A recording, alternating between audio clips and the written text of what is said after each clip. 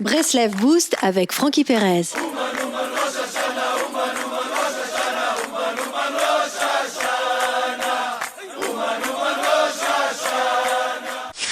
Lorsque nous dormons, notre âme s'élève et s'alimente en énergie spirituelle.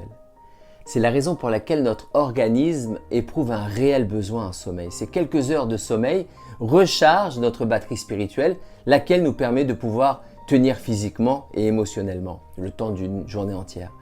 Cet enseignement est à l'image des 6 jours de la semaine par rapport au Shabbat. De même que garder à l'esprit le jour du Shabbat nous permet de tenir durant notre semaine, le sommeil nous alloue force et vitalité pour la journée suivante. Plus nous sommes connectés à l'autre monde, moins notre besoin en sommeil se fait sentir. Les tzadikim n'ont besoin que de peu de sommeil car leur existence est entièrement orientée et connectée à l'infini. Rabbi Nachman racontait que sa plus grande hitbodedut était celle qu'il pratiquait lorsqu'il se trouvait dans un lieu public. Les énergies émises par la présence de chacun lui permettaient d'être propulsé et de communiquer avec des sphères supérieures. Rabbi Nachman n'avait pas besoin de sommeil afin de s'élever.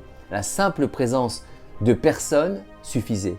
Puisque notre besoin de sommeil est ainsi en fonction de notre besoin de nous réalimenter en énergie spirituelle, la fatigue participe d'un manque d'énergie spirituelle. Pourquoi sommes-nous fatigués? Parce que nous manquons d'énergie spirituelle. Et comment les gaspillons-nous, ces énergies spirituelles, en nous harcelant de questions? Comment vais-je payer ma facture? Comment vais-je guérir? Comment vais-je réussir à me marier? Si nous ne nous posions pas autant de questions, nous nous contenterions de 2 heures de sommeil. La Torah précise au sujet de l'esclavage d'Égypte que les béné Israël croulaient sous une avoda kasha, signifiant un travail difficile. Kasha est la racine du terme kushia, signifiant question, problème.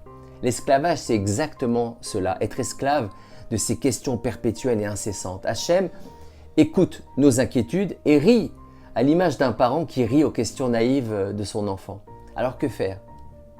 Dormons, car nous en avons besoin, mais renforçons notre émouna. Ainsi, chaque événement de notre journée sera automatiquement dévié et redirigé vers Hachem. Shabbat Shalom les amis.